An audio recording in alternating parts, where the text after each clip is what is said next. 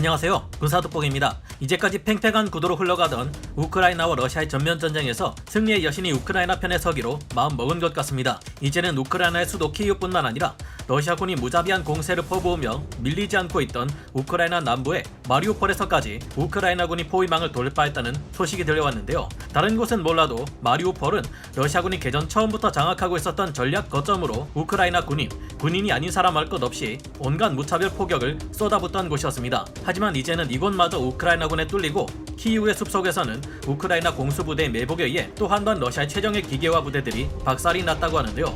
이 같은 패전 소식이 계속해서 들려오자 러시아에서도 태도가 달라지기 시작했다고 합니다. 최근 러시아가 우크라이나와의 협상에서 한 발 양보하고 우크라이나와의 나토 가입을 막지 않을 듯한 움직임이 포착되었는데요.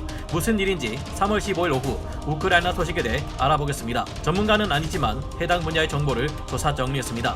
본의 아니게 틀린 부분이 있을 수 있다는 점 양해해 주시면 감사하겠습니다. 최근 현지 시각 3월 15일 우크라이나 총참모부에서는 우크라이나군이 강력한 4개 여단 병력을 동원해 그동안 끄떡없었던 러시아의 전략 거점 마리우폴에서 북부 포위망을 뚫었다고 밝혔습니다. 우크라이나군은 곧바로 증원 병력을 투입시키며 러시아군을 거세게 몰아붙이고 있는데요. 마리우폴 지역에서 러시아군의 포위망을 뚫은 것은 우크라이나 정부군, 아조프 연대, 영토 방위군 등의 전력이 합쳐진 강력한 전력이라는데요. 그동안 마리우폴 시내에 있었던 러시아군은 제11 공정여단과 제346 해군 육전여단 병력 외에 추가 병력들로 구성된 대대 전술단이 자리잡고 있었습니다. 이번 우크라이나의 공격으로 드디어 이 러시아군의 포위망이 뚫렸고 마리우폴에 있는 러시아의 병력들은 빠르게 와해되고 있다고 합니다. 이로써 우크라이나 측은 민간인을 대피시킬 수 있게 됨과 동시에 무상병들의 후송 또한 가능해졌는데요.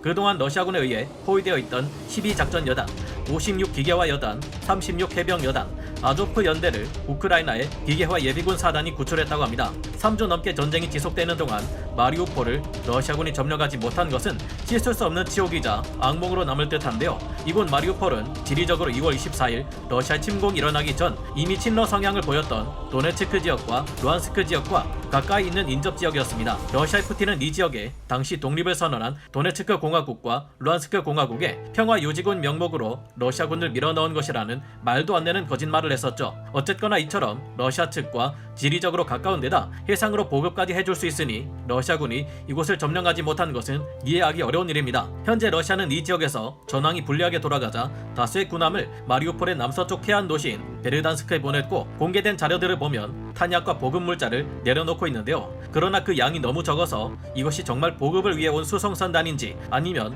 도망치는 러시아군을 구출해 탈출시키기 위한 구조선단인지 헷갈릴 판입니다. 여기에 이어 키이우에서 전력을 회복하려던 러시아군도 또 한 번 우크라이나군에게 크게 한 방 먹었다고 하는데요. 며칠 전 우크라이나군의 역공의 포위망이 뚫려 고립대 위기에 처한 키이우 서북부의 이르핀 전선을 증원하기 위해 남아하던 러시아군의 최정예 37 독립 차량화 소총 여단이 매복한 우크라이나군의 경보병들에게 괴멸당했다고 합니다. 우크라이나 공수군 제25 여단 병력은 T-72B3 전차와 MT-LV 장갑차 등으로 이뤄진 기갑부대로 시급히 남아하던 러시아군에게 대전차 미사일 공격을 퍼부었다고 하는데요. 이번에도 역시나 최전방의 차량과 최후방의 러시아군 차량을 공격해 그들을 가둬놓고 집중 공격을 퍼부었고 러시아군은 이에 제대로 대응하지 못했다고 합니다. 공포에 질린 나머지 러시아 전차부대는 나머지 빽빽한 살림으로 도망치는 탓에 오히려 함정에 빠진 꼴이 되고 말았다고 합니다. 그리고 드디어 이 전쟁이 여기서 끝날지도 모르겠다는 조짐이 보이기 시작했습니다. 현지 시각으로 3월 14일 우크라이나의 젤렌스키 대통령이 협상 현황을 발표했는데요. 젤렌스키 우크라이나 대통령은